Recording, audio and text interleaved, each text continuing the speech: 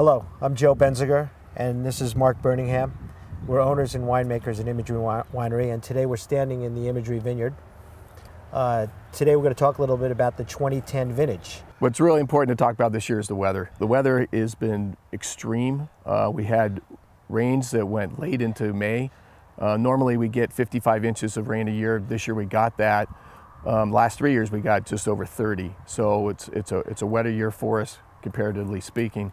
But the rains this year came in May. We had 8 inches of rain in May. So it pushed us back again. And if you look at the heat for the year, it's been a real cool year, more like 2005. So as we look at the how we manage vineyards, we're kind of trying to manage them like 2005. A later year, cooler year, and a wetter year late into May. And then going into this, this last week, we got 3 days over 100 degrees. And the weather was not supposed to be that way. We've been getting these cutoff lows off the coast that have been keeping us cool in this area, but it came in and hammered us pretty good the last couple days. It's incredible, Mark, because you know, yesterday it was 105 degrees out here, and this morning it's 60. Right. 55 maybe. Yeah. So, I mean, you got a 50-degree swing in temperature. Last night I had my air conditioning on. This morning I was thinking about turning the heat on in my bedroom. Right. We'll probably be 75 degrees today, and that's it. So normally veraison takes place, you know, the beginning of August. Right now we're towards the end of August. It'll be, you know, September next week. So, you know, we just came in yesterday and did a nice thinning right after veraison, and we dropped a lot of this green fruit that's not red yet.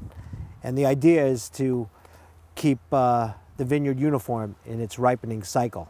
So we wanted to cut any grapes off the vines that weren't quite colored up, but also we look at the size of the vine and the canes and decide how much fruit we want to leave on each vine. I wanted just to kind of show you what I've been seeing this morning as an example of how this heat affected some of our fruit out there. This is some Sauvignon Blanc, so it'd be like a Sauvignon Blanc we would get for our Wowee wine. And these shoots were right next to each other on the same vine. Okay, this is one clusters that were not in direct sunlight, and this is a cluster that was in the direct sunlight. I mean, you can turn it over and you can see the backside's fine, but again, we're going through vineyards right now thinning, so this will come off, we'll go on the ground, this will be something that'll be hanging there, will be picked later on. The great thing about this year is we usually fight heat and we fight damage from heat. With this year, the canopies are so nice and green and full that we've got, you know, it's going to lengthen the season, and usually we're pushing, particularly in sites like this, we're pushing the season. So, you know, we want to try to get as enough hang time as we can to get that good quality ripening of the fruit, and without getting these heat spikes that are going to push the fruit forward. So I think where we got good healthy canopies like that, it's going to be a great year. So the timing for this was perfect today. I was actually down in Yount Mill Vineyard, which is one of our certified organic vineyards.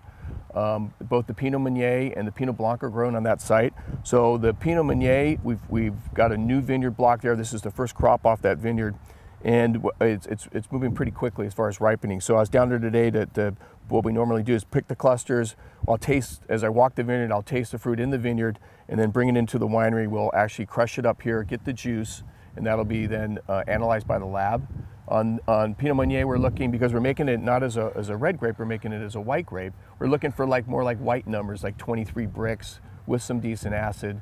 And we want to be able to not extract color out of those skins, because we're just going to be fermenting the juice here. So Joe and I would be bringing the clusters in, we'd be tasting the berries. And we want kind of out of the Pinot Meunier a spicy, a little berry characteristic to it. Yeah, but no green flavors. No, not at all. And this is getting actually much closer than I thought it'd be.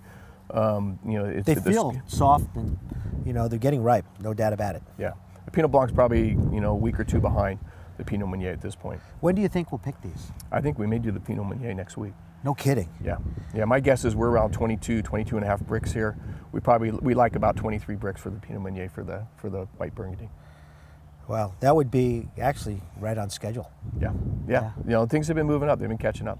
Yeah, that's great. So Mark, what's up for the rest of the day? Got some Sauvignon Blancs to check. We're going to bring in a few samples this afternoon, and then get ready for harvest. Maybe at the end of the day, let's stop at the Jack London Saloon for beer. Sounds great to me. Also, I want to thank everybody for being part of the wine club. Thanks for looking at this video. We'll be back in November to talk about how the vintage turned out. Even though we've had a lot of extreme weather this year, we're going to make sure it turns out good for you guys. Thanks, Mark. All right, See you later, thanks. man. We'll see you all in November.